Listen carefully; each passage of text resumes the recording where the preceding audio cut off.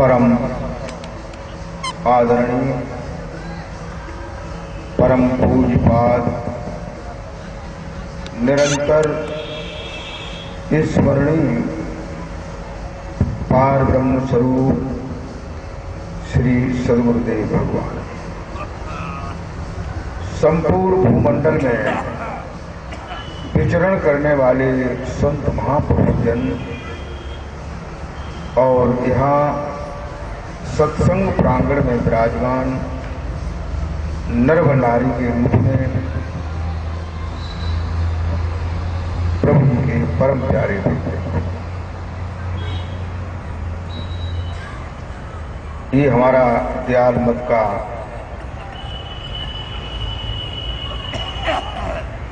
सत्संग समागम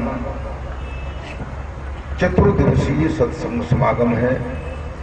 आज समागम का प्रथम दिवस है। प्रेमी भक्तों, किन्हीं कारणोंवश आज हमारा सत्संग जो है कुछ विलंब से शुरू हो पाया है।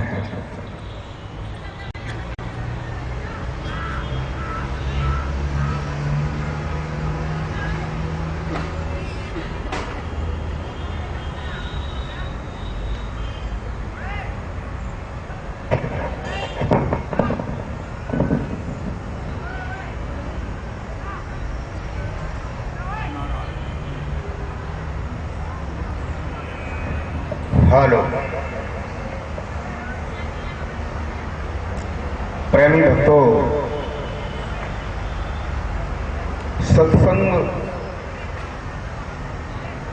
वो है ज्ञान विज्ञान की सतत और मधुर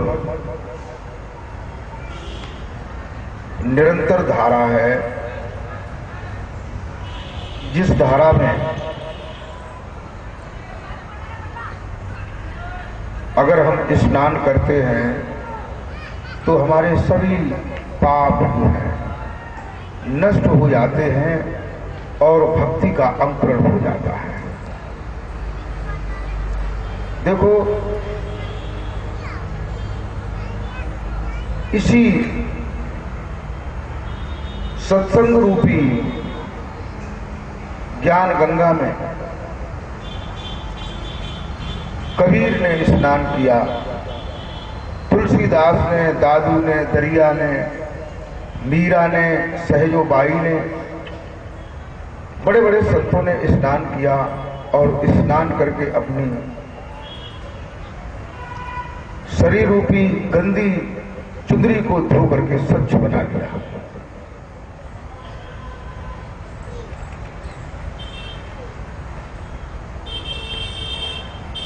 अगर हम चाहें तो हम भी अपनी चुंदरी को साफ कर सकते हैं। प्रेमी भक्तों, आज संसार में बहुत से मत, धर्म, पंथ, सिद्धांत जो हैं अपनी अपनी बात कहते हैं और हम भी अपनी बात कहते हैं। कहते हैं कि बात बात में बात है, जिम ज्ञानी कहते हैं कि बात बात में बात है और बात बात में बात, और जिम केला के पात में पात पात में पात।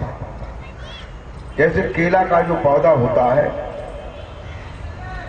उसके पत्तों से ही केले का जो है तना बनता है।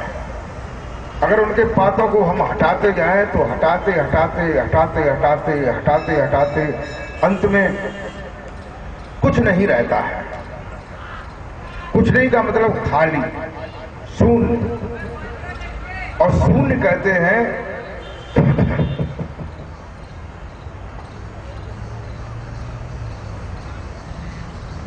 पीछे लड़के जो है वो गेंद मार रहे इधर से उधर। प्रेमी भक्तों, ऐसे ही कहते हैं कि बात जो है, बात का ही सारे संसार में खेल है। अगर हम बात को समझ लेते हैं, अगर हम अच्छी बात कहते हैं तो लोग हमें पसंद करते हैं, और अगर हम खराब बात कहते हैं तो किसी को पसंद नहीं आती है।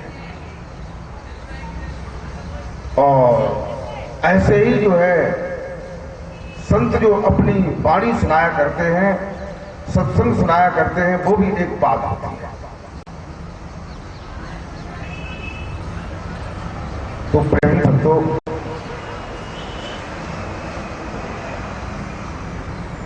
सत्संग की कितनी बड़ी महिमा है। जिस महिमा को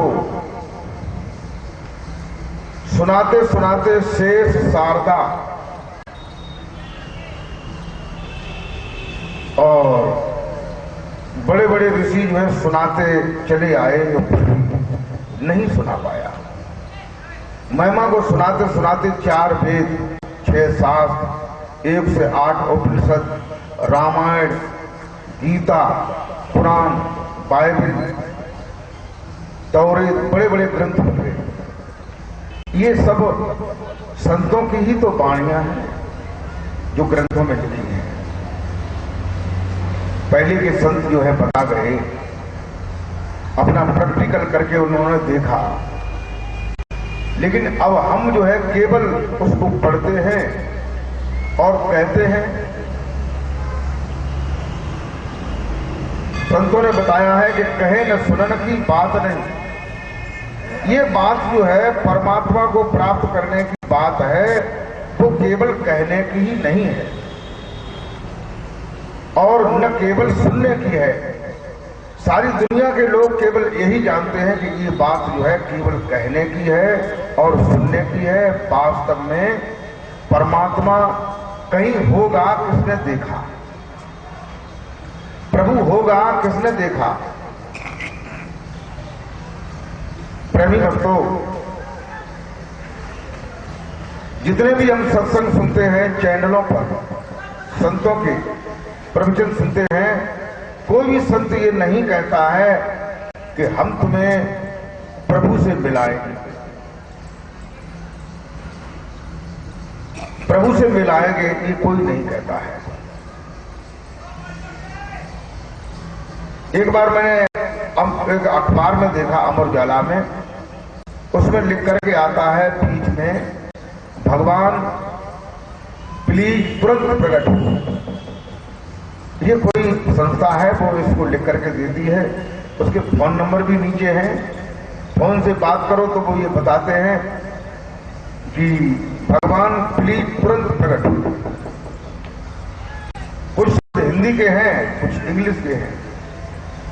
भगवान प्लीज तुरंत प्रकट हो। तो हमारे भक्तों ने पूछा फोन से कि ये बताओ कि भगवान जो है, आप ये कहते हैं कि भगवान तुरंत प्लीज प्रकट हो, तो आपके सामने भगवान प्रकट हुआ कभी? तो उन्होंने कहा प्रकट नहीं हुआ, लेकिन होगा। अगर भगवान है तो होगा जरूर। हम कहेंगे, आज कहेंगे, कल कहेंगे, और जो भी लोग हैं हमको फोन करते हैं, उनको बताते हैं भगवान पर विश्वास करो, तो सबकी मदद करते हैं, जरूर प्रकट हो जाएंगे। ये बॉक्स के पास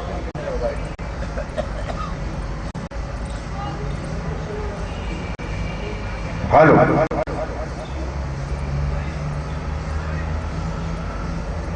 काफी बड़ी संस्था चल रही है, कैसेटें भी चलती हैं, फिर वहां से कैसेटें फ्री आती हैं, स्टिकर आते हैं, और भी चीजें आती हैं समझने के लिए, देखने के लिए। उनसे ये पूछा बार बार कि ये बताओ कि भगवान प्लीज तुरंत प्रकट हो, तो भगवान प्रकट हुआ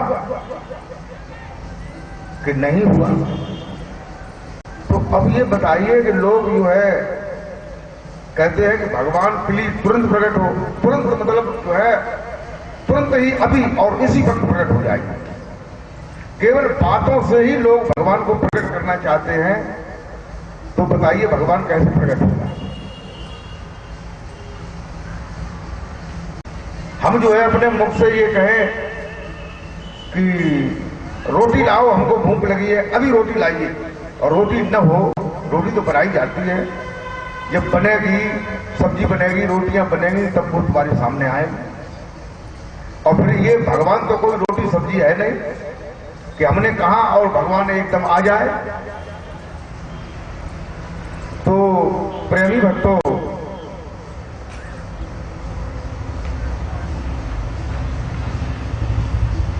हम आप लोग जो है बड़ी कठिनता की ओर जा रहे हैं। हमारे दिमाग में भगवान को प्राप्त करने की बड़ी कठिनता है। क्या कठिनता है कि हमने भगवान की कथाओं में ये सुन रखा है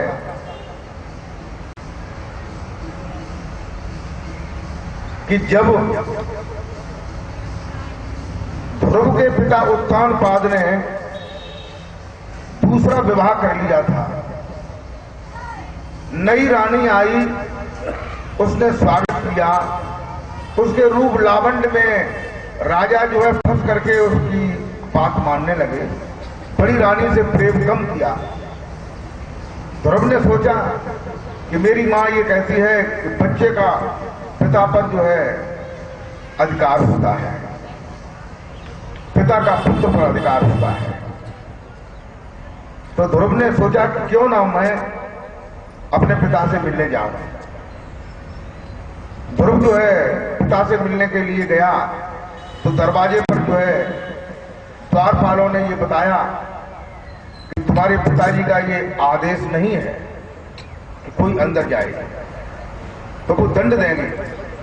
तो ध्रुव कहता है कि पिताजी अगर तुम्हें दंड देंगे तो मैं बचा लूंगा, लेकिन अगर मैं जब दंड दूंगा तो आपको कौन बचाएगा, इसलिए आप किवाड़ों को खोल दो, मुझे अंदर जाने दो, वो मेरे पिता है। ध्रुव जब अंदर गया, पिता की गोद में बैठ गया,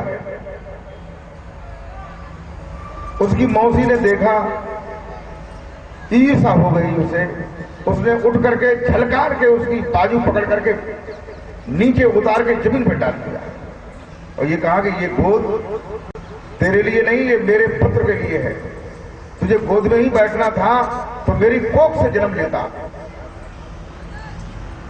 ध्रुव कहता है कि माता, ये मेरा तो कोई दोष है नहीं, और ये कहा कि ये पिता की गोद अब तुझे नहीं मिलेगी, जो अधिकार तेरी मां को था अब वो अधिकार उनके पास नहीं रहा है, अब वो अधिकार मेरे पास है। और ये पिता की गद्दी जो है, पिता की गोद जो है, ये भगवान विष्णु ही दिला सकते हैं और कोई नहीं दिला सकता है। ऐसी बातों को सुनकर के ध्रुव बड़ा हताश हुआ और हताश होकर के अपनी मां के पास गया। मां ने उसके उदासपन को देख करके समझ लिया, तो मां ने समझाया कि बेटा कोई बात नहीं, अभी तुम्हारे पिताजी जो हैं, जैसे सूर्य के नीचे बादल आ जाता है, काली घटा आ जाती है तो प्रकाश जो है नीचे आना बंद हो जाता है, ऐसे ही तुम्हारी मौसी जो है अभी जो है काली घटा है, वो मेरे तरफ प्रकाश नहीं आने देना चाहती है, उसके अंदर ईर्ष्या है।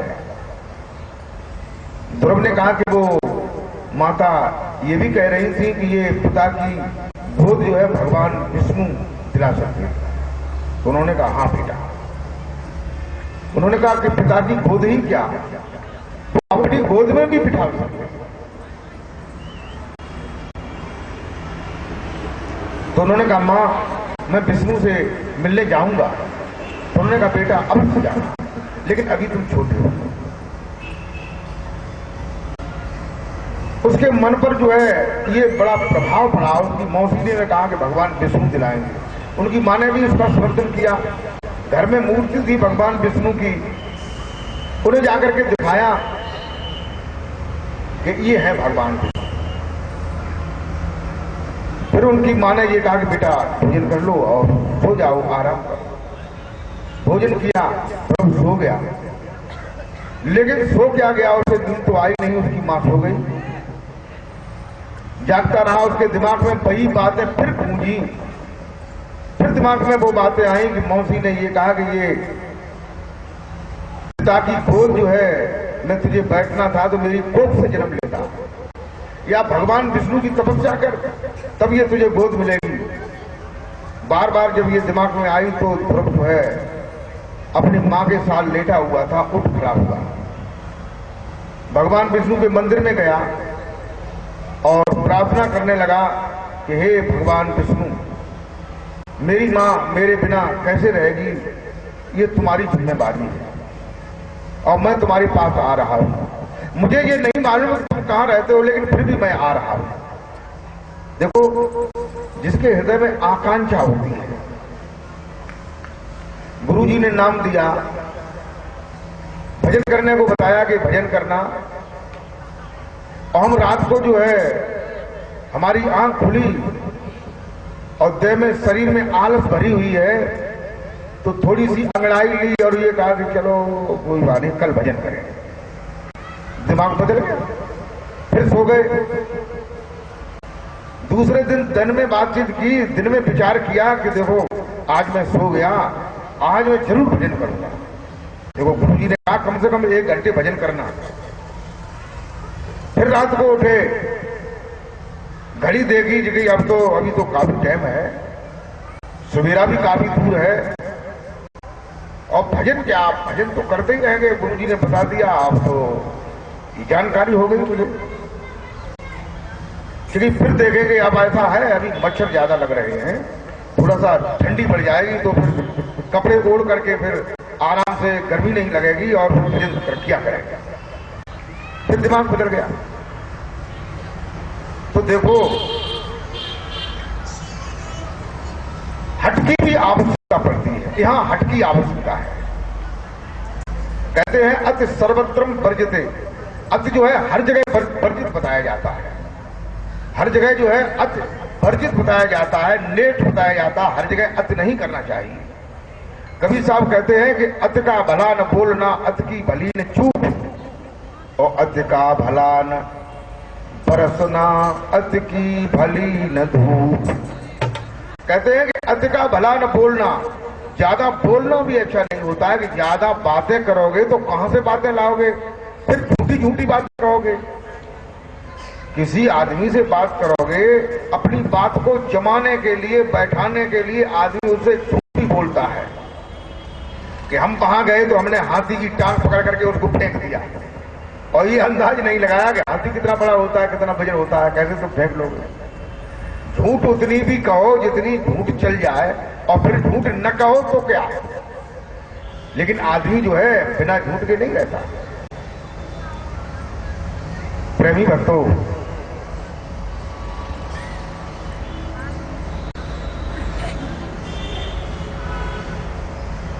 ध्रुव जो है ये कहकर के अपनी मां के पास आता है और ये कहता है कि मां सो रही है, और अगर तुम जाग जाओ तो मुझे नहीं जाने दोगी, इसलिए मैं जा रहा हूं, तुमको प्रणाम कर रहा हूं, भगवान विष्णु के पास जा रहा हूं। और ध्रुव चल दिया।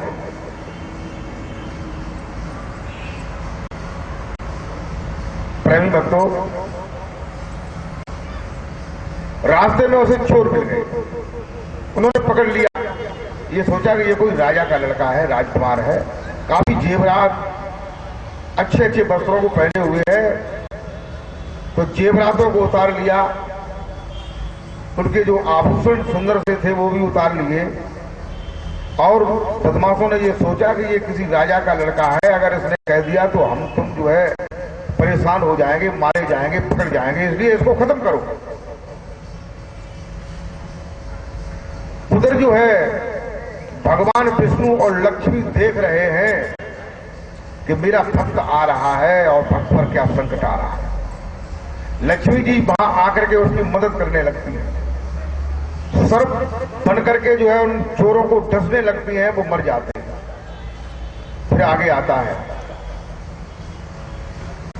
आगे तूफान आता है, आंधी आती है, बरसात होती है, ओलों की वृष्टि होती है,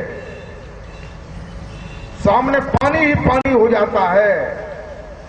छोटा सा बालक है, पानी में घुस करके चल रहा है, आगे कांटों पर चल रहा है, लेकिन वो ध्रुव जो है वो ये कहता है कि मैं पीछे नहीं हटूंगा।